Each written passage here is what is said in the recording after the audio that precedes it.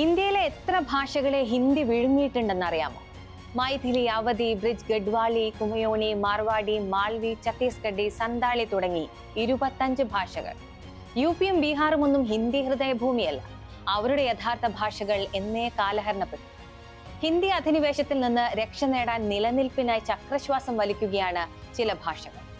കഴിഞ്ഞ ദിവസം തമിഴ്നാട് മുഖ്യമന്ത്രി എം കെ സ്റ്റാലിൻ പറഞ്ഞതാണ് ഇങ്ങനെ: ത്രിഭാഷാ നയത്തിനെതിരെ ഭാഷാ യുദ്ധത്തിന് ഒരുങ്ങിയിരിക്കുകയാണ് തമിഴ്നാട്. ത്രിഭാഷാ നയം യഥാർത്ഥത്തിൽ അനിവാര്യമായ ഒന്നാണോ? എന്താണ് അതുകൊണ്ട് ഉദ്ദേശിക്കുന്നത്? പരിശോധിക്കാം. കോഡ് ഫോർ ദ പീപ്പിളിലേക്ക് സ്വാഗതം.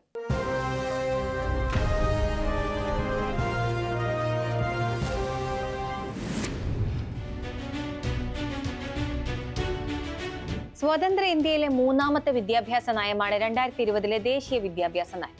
1948-49 രാധാകൃഷ്ണൻ കമ്മീഷനാണ് ത്രിഭാഷാ ഫോർമുല ആദ്യമായി മുന്നോട്ട് വയ്ക്കുന്നത്. അതിൽ ഹിന്ദിയും ഇംഗ്ലീഷും നിർബന്ധമായും ഉൾപ്പെടുത്തണമെന്നും അതിലൊന്നായി സംസ്ഥാനങ്ങൾക്ക് അവരുടെ മാതൃഭാഷയെ തന്നെ തിരഞ്ഞെടുക്കാമെന്നും നിർദ്ദേശമുണ്ടായി. മാത്രമല്ല, ഹിന്ദി സംസാരിക്കുന്ന സംസ്ഥാനങ്ങളിൽ ഹിന്ദിയും ഇംഗ്ലീഷും പഠിപ്പിക്കണം, അത് നിർബന്ധമാണ്. ഒപ്പം ദക്ഷിണേന്ത്യൻ സംസ്ഥാനങ്ങളിലെ ഭാഷ പോലെ ഒരു ആധുനിക ഇന്ത്യൻ ഭാഷയും പഠിപ്പിക്കണമെന്നാണ് സൂചിപ്പിച്ചിട്ടുള്ളത്. ഇത് പിന്നീട് കോത്താരി കമ്മീഷൻ സ്വീകരിക്കുകയും 1960-ലെയും 80-ലെയും വിദ്യാഭ്യാസ നയത്തിൽ അത് ഉൾപ്പെടുത്തുകയും ചെയ്തു. 2020 ദേശീയ വിദ്യാഭ്യാസ നയത്തിലും ത്രിഭാഷാ നയം തന്നെ തുടർന്നു പോന്നെങ്കിലും അതിൽ ഹിന്ദി നിർബന്ധമാണെന്ന കാര്യം എടുത്തുകളഞ്ഞു. നാഷണൽ എഡ്യൂക്കേഷൻ പോളിസി 2020 54-ാമത്തെ പേജിലാണ് ഭാഷ, കല, സംസ്കാരം എന്നിവയെ സംബന്ധിച്ച് പറയുന്നത്. വിദ്യാഭ്യാസ മേഖല കൂടുതൽ വൈദഗ്ധ്യാധിഷ്ഠിതവും സാംസ്കാരിക സമ്പന്നവുമാക്കുന്നതാണ് ദേശീയ വിദ്യാഭ്യാസ നയത്തിന്റെ പ്രഖ്യാപിത ലക്ഷ്യമെന്നാണ് പോളിസിയിലുള്ളത്. ബഹുഭാഷാ പരിജ്ഞാനം ഉണ്ടാക്കിയെടുക്കാനാണ് ത്രിഭാഷാ നയമെന്നും പറയുന്നു. ഒരു ഭാഷയും ആർക്കെതിരെയും അടിച്ചേൽപ്പിക്കില്ലെന്നും നാഷണൽ എഡ്യൂക്കേഷൻ പോളിസിയിൽ വ്യക്തമാക്കുന്നുണ്ട്. ത്രിഭാഷാ നയത്തിൽ ഏത് ഭാഷ തിരഞ്ഞെടുക്കാമെന്നതിൽ സംസ്ഥാന സർക്കാരിന് തീരുമാനമെടുക്കാമെന്നും പറയുന്നു. ഹിന്ദി എന്ന കാര്യം എവിടെയും പരാമർശിക്കുന്നില്ല. തമിഴ്നാടിന്റെ വിയോജിപ്പിന് വളരെ കാലത്തെ പഴക്കമുണ്ട്.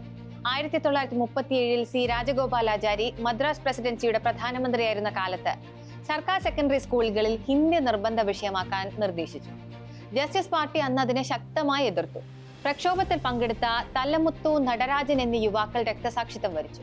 ഒടുവിൽ രാജഗോപാലാചാരി രാജിവെച്ചു. ബ്രിട്ടീഷ് സർക്കാർ ഉത്തരവ് പിൻവലിച്ചു. 1965 ഇന്ത്യയിലുടനീളം ഹിന്ദി ഏക ഔദ്യോഗിക ഭാഷയായി സ്വീകരിക്കാൻ നീക്കമുണ്ടായി. തമിഴ്നാട്ടിൽ അന്ന് അക്രമാസക്തമായ പ്രതിഷേധങ്ങൾ അരങ്ങേറി. പോലീസ് വെടിവെപ്പിലും സ്വയം തീകൊളുത്തിയും കുറഞ്ഞത് 70 പേരുടെ ജീവൻ നഷ്ടപ്പെട്ടുവെന്നാണ് കണക്ക്. ത്രിഭാഷാ നയത്തിന്റെ ഭാഗമായി ഹിന്ദി പഠിപ്പിക്കണമെന്ന് നിർബന്ധമാക്കിക്കൊണ്ടുള്ള 1967 ഔദ്യോഗിക ഭാഷാ നിയമവും 68 ഔദ്യോഗിക ഭാഷാ പ്രമേയവും പാർലമെന്റ് അംഗീകരിച്ചതോടെ പ്രക്ഷോഭം വീണ്ടും ഉയർന്നു. 1968 ജനുവരിയിൽ CN അണ്ണാദുരൈയുടെ നേതൃത്വത്തിലുള്ള DMK സർക്കാർ ത്രിഭാഷാ നയം നിർത്തലാക്കാനും തമിഴ്നാട് സ്കൂളുകളിലെ പാഠ്യപദ്ധതിയിൽ നിന്ന് ഹിന്ദി ഒഴിവാക്കാനും ആവശ്യപ്പെടുന്ന ഒരു പ്രമേയം പാസാക്കി. അതിനുശേഷം തമിഴ്നാട് സ്കൂളുകളിൽ തമിഴും ഇംഗ്ലീഷും പഠിപ്പിക്കുന്ന ദ്വിഭാഷാ നയം പിന്തുടർന്നു വരുന്നു. തമിഴ്നാട്ടിൽ പ്രാബല്യത്തിലുള്ള ദ്വിഭാഷാ സംവിധാനത്തെ ചോദ്യം ചെയ്തുകൊണ്ടുള്ള കേന്ദ്ര വിദ്യാഭ്യാസ മന്ത്രി ധർമ്മേന്ദ്ര പ്രധാന്റെ പ്രതികരണമാണ് പ്രശ്നം രൂക്ഷമാക്കിയത്. ഇന്ത്യയിലെ വിദ്യാഭ്യാസത്തിന്റെ നിലവാരം ഉയർത്താൻ ത്രിഭാഷാ നയം അത്യാവശ്യമാണ് എന്നായിരുന്നു ധർമ്മേന്ദ്ര പ്രധാന്റെ പരാമർശം. വിദ്യാഭ്യാസ നിലവാരം എന്ന വാദമുയർത്തി ഹിന്ദി അടിച്ചേൽപ്പിക്കാനുള്ള നീക്കമാണ് നടക്കുന്നതെന്നാണ് മുഖ്യമന്ത്രി സ്റ്റാലിൻ പറഞ്ഞത്. പ്രതിപക്ഷ പാർട്ടികളുടെ എതിർപ്പ് മറികടന്ന് നേരിട്ട് ഹിന്ദി അടിച്ചേൽപ്പിക്കാൻ കേന്ദ്ര സർക്കാരിനായില്ല. അതിനാൽ പിൻവാതിലൂടെ നയം ഒളിച്ചു കടത്താനാണ് ശ്രമമെന്നും സ്റ്റാലിൻ ആരോപിക്കുന്നു. പിന്തിരിപ്പൻ ആശയങ്ങളാണ് ദേശീയ വിദ്യാഭ്യാസ നയം മുന്നോട്ട് വയ്ക്കുന്നത്. അത് സ്കൂളുകളിൽ നിന്ന് വിദ്യാർത്ഥികളെ അകറ്റുന്ന നിലയുണ്ടാക്കും. SC/ST വിഭാഗങ്ങളിൽപ്പെടുന്ന വിദ്യാർത്ഥികൾക്ക് ഇപ്പോൾ നൽകുന്ന സാമ്പത്തിക സഹായം നിഷേധിക്കുന്ന നിലയുണ്ടാകുമെന്നും സ്റ്റാലിൻ പറഞ്ഞു. NEP നടപ്പാക്കാൻ 2000 കോടി അനുവദിക്കുമെന്നാണ് കേന്ദ്ര നിലപാട്.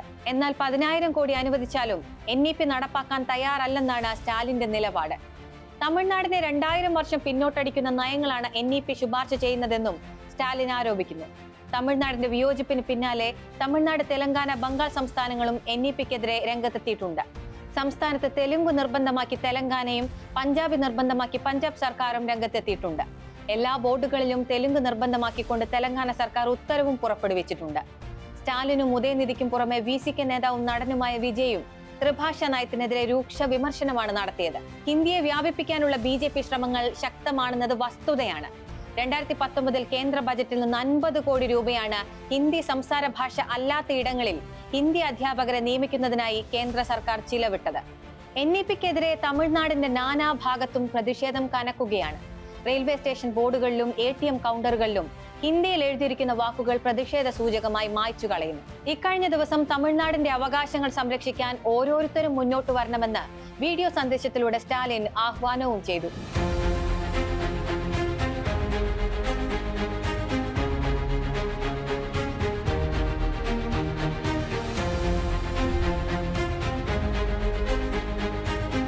വിദ്യാഭ്യാസം പോലുള്ള ഒരു വിഷയത്തിൽ കേന്ദ്രവും സംസ്ഥാനവും തമ്മിലുള്ള ക്രിയാത്മകവും പ്രായോഗികവുമായ ഒത്തുതീർപ്പ് മാത്രമാണ് പരിഹാരം. ദീർഘകാലമായി നിലനിൽക്കുന്ന ദ്വിഭാഷാ നയത്തിലൂടെ തമിഴ്നാട് വിദ്യാഭ്യാസ രംഗത്ത് മറ്റു പല സംസ്ഥാനങ്ങൾക്കും മുന്നിൽ തന്നെയാണ്. ത്രിഭാഷാ നയം സ്വീകരിക്കുന്നില്ല എന്ന് കരുതി അത് കേന്ദ്ര ധനസഹായം നിർത്തലാക്കാനുള്ള കാരണമായി കാണാനാകില്ല. അത് കേന്ദ്ര സർക്കാരിന്റെ ഏകാധിപത്യ പ്രവണതയാണ്. കോഡ് ഫോർ ദ പീപ്പിൾ ഇനി അടുത്ത വാരം.